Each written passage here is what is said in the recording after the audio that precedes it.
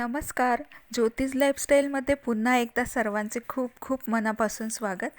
आज आपण बघणार आहोत पंक्तीतली स्पेशल अशी भाजी, जी आहे वटाणा आणि बटाट्याची रस्सा भाजी, जी पंक्तीत नेहमी बनवली जाते.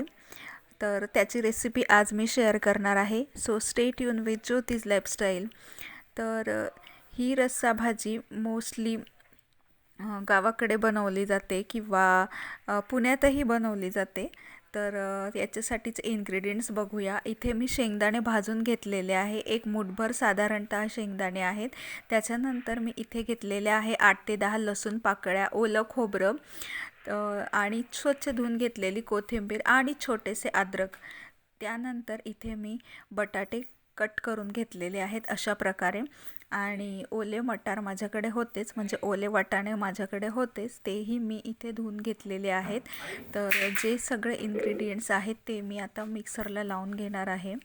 त्याच्यामध्ये मी खोबरं घेतलेलं आहे, लसूण, त्याच्यानंतर अद्रक घेतलेलं आहे आणि लास्टला मी शेंगदाणे आणि कोथिंबीर ॲड करणार आहे. शेंगदाणे खूप लवकर ग्राइंड होतात ते भाजलेले असल्यामुळे, त्यासाठी मी नंतर शेंगदाणे घातलेले आहेत. आणि नंतर मी टोमॅटो प्युरी बनवून घेतलेली आहे. ते वाटण काढल्यानंतर मी टोमॅटो प्युरी बनवलेली आहे. त्याच्यानंतर इथे कढईमध्ये मी तेल टाकलेले आहे 4 ते 5 चमचे, कारण वऱ्हाडी भाजी आहे, पंक्तीतली भाजी आहे, तर ऑफकोर्स त्याला तरीही आलीच पाहिजे, नाही का. म्हणून मी इथे 4 ते 5 चमचे तेल घेतलेलं आहे. त्यात मोहरी घातलेली आहे. मोहरी तडतडल्यावर मी जिरं घातलेलं आहे आणि त्यानंतर इथे फाईनली चॉप्ड केलेला कांदा मी घातलेला आहे. हा जो कांदा आहे तो मी चॉपरमध्ये चॉप केलेला आहे, कापलेला नाही आहे. तर तो मी इथे थोडासा जास्ती परतवणार आहे, कारण कांद्याची प्युरी आपण बनवलेली नाही आहे म्हणून. आणि त्यानंतर मी इथे कढीपत्ता घातलेला आहे आणि त्यानंतर टोमॅटो प्युरीसुद्धा घालून घेतलेली आहे, म्हणजे जेणेकरून तेलामध्ये खूप छान प्रकारे हे परतवलं जाईल.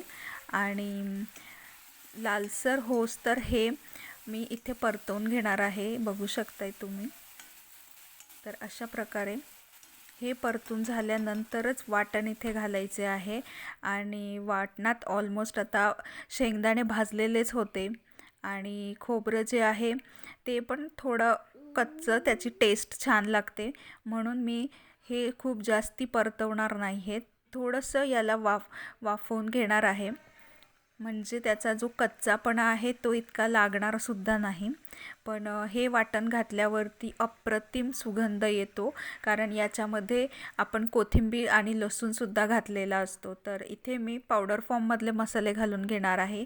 1 चमचा मी इथे धनिया पावडर घातलेली आहे, अर्धा चमचा हळद पावडर, त्याच्यानंतरहून ही लाल मिरची पावडर, जी बेडगी मिरची पावडर आहे, त्यानंतर जी म्हणजे लाल असते, तिखट नसते अशी.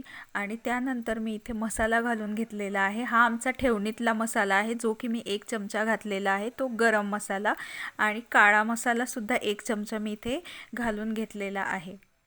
आणि हे सगळं परतवून घेतलेलं आहे मी. त्याच्यानंतर याच्यामध्ये स्वच्छ धुवून घेतलेले बटाटे आणि मटार मी इथे घालून घेतलेले आहे. हे सगळे जिन्नस एकजीव करून घ्यायचे आहे, अशा प्रकारे हलवून, बघू शकताय तुम्ही.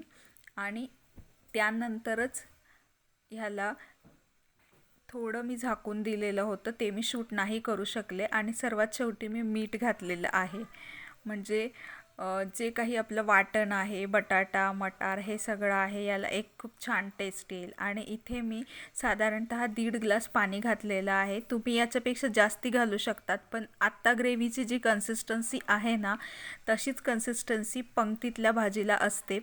आणि इथे मी हे 15 मिनिट झाकून देणार आहे, कारण आपले जे मटार होते ते ऑलरेडी ओले मटार होते आणि बटाटेसुद्धा त्यांना इतका वेळ नसतो लागत.